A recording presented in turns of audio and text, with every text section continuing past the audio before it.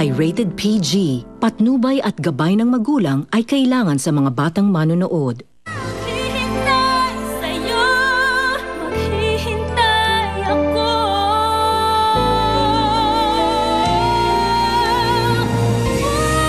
Puso ko'y narito. Mahiya ka! Pinatay mo ang anak ko! Miss Sinaydo Banaag, may dala kami warrant of arrest para sa salang pagpatay. Pagkasama mo kung sino nakikita mo, ako o si Angeline. Sinungaling! Ayoko na kitang makita, Prince. Pinsan, anong balita? Oh, may pinahuli yung asawa mo. Sino? Zenny Banaag. Kilala mo ba siya? Anong pakiramdam ng makulong, ha? Anong pakiramdam ng pagbayaran mo ang ginawa mo sa anak ko? Wala akong ginagawang kasalanan. Sinungaling ka! Ha? Sinungaling! Pinatay mo ang anak ko! Sinungaling ka! Anak ko! Ma! Pinatay mo ang anak ko! Tama na! Ma, tama na! Walang hiya ka! Pinatay mo ang anak ko!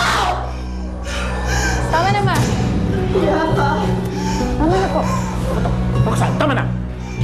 Halika na, labas na tayo. Tama niya. Labas.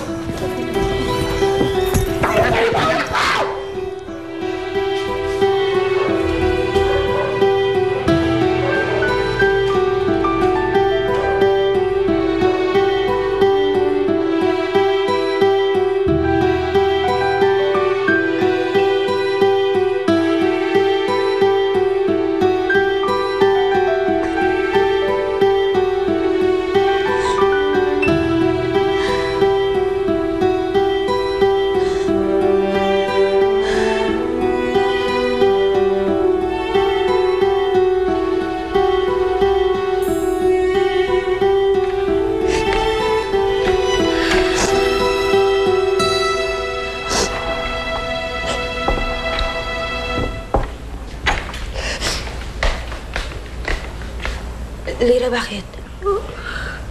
Ba't ka umiyak? Alam mo na ba yung nangyari? Ano nangyari? Dumating si Roxanne kanina. May dalang mga pulis. Pinakulong ang nanay mo.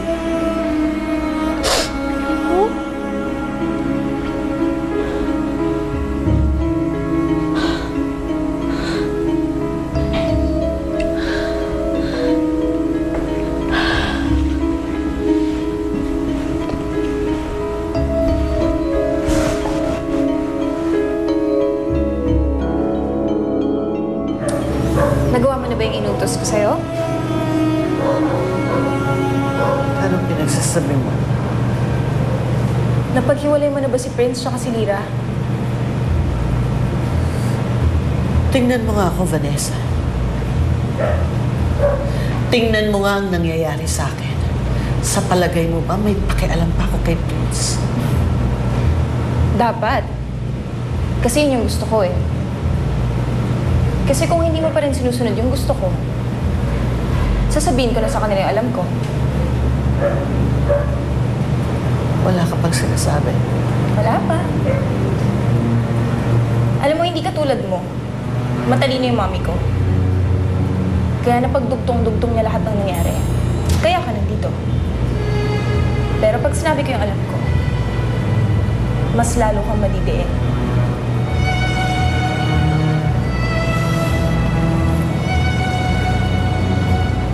Kahit magsalita ka o hindi,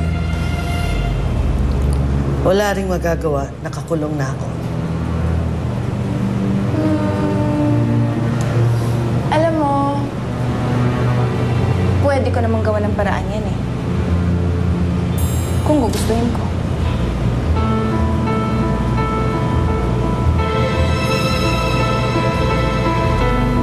Anong paraan?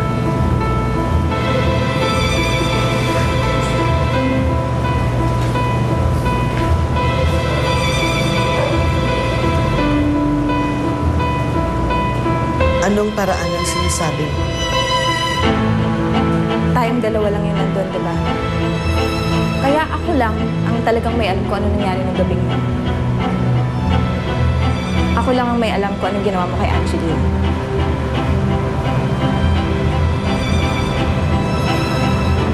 Walang nakakaalam na nandun ka. Wala. Pero naghihintay na sila ng witness. Kaya pwede ko sabihin sa kanila lahat ng alam ko. Pag ginawa ko yun, di ka na makakaalis dito.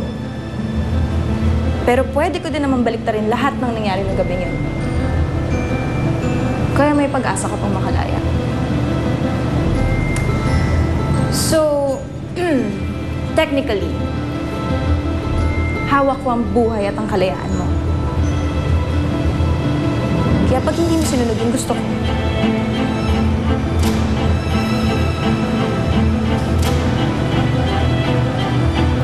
mabubulok ka na dito.